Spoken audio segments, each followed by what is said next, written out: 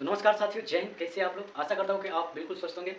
तो आज इसी लेक्चर में हम जानेंगे तुलनात्मक विधि से हल हम निकाल चुके थे, प्रतिस्थापन विधि से निकाल चुके हैं। तो आज की इस वीडियो में जानेंगे लुप्तीकरण विधि से दो चर वाले रैखिक समीकरण को कैसे हम हल निकालते हैं, वो हम जानने वाले हैं।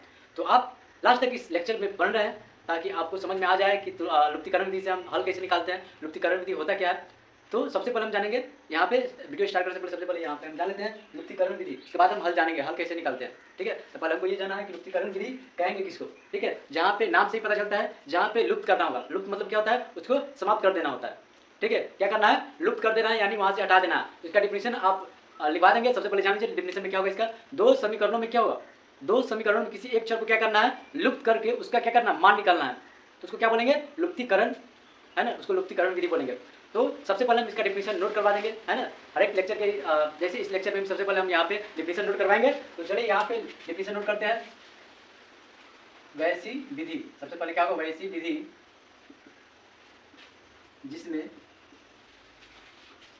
दोनों समीकरणों में से जिसमें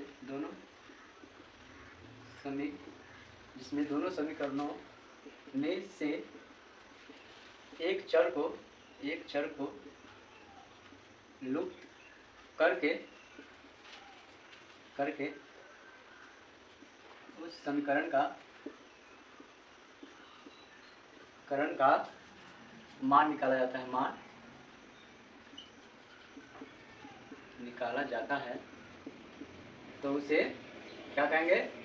तो उसे कहेंगे लुप्तीकरण विधि। उसको बोलेंगे लुप्तीकरण विधि।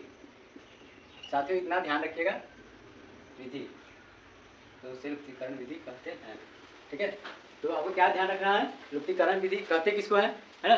तो इसमें क्या होता है? दोनों समीकरणों में क्या किया जाता है? एक चर को, मतलब कि एक चर, बराबर चर को क्या किया जाता है? उसको लुप्त किया जाता है। लुप्त करके क्या किया जाता है? एक दूसरे चर का मान निकाला जाता है।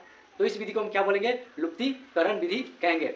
तो इतना आपको समझ में आ जाना चाहिए। तो हम जानेंगे इसके बाद इस पर हम क्वेश्चनों को कैसे हल करते हैं, क्वेश्चन को भी हल करने वाले हैं। तो प्लीज़ आप इस लेक्चर पे बने रहें ताकि आपको अच्छे से समझ में आ जाएगा कि लुप्तीकरण विधि से किस प्रकार से हल किया जाता है।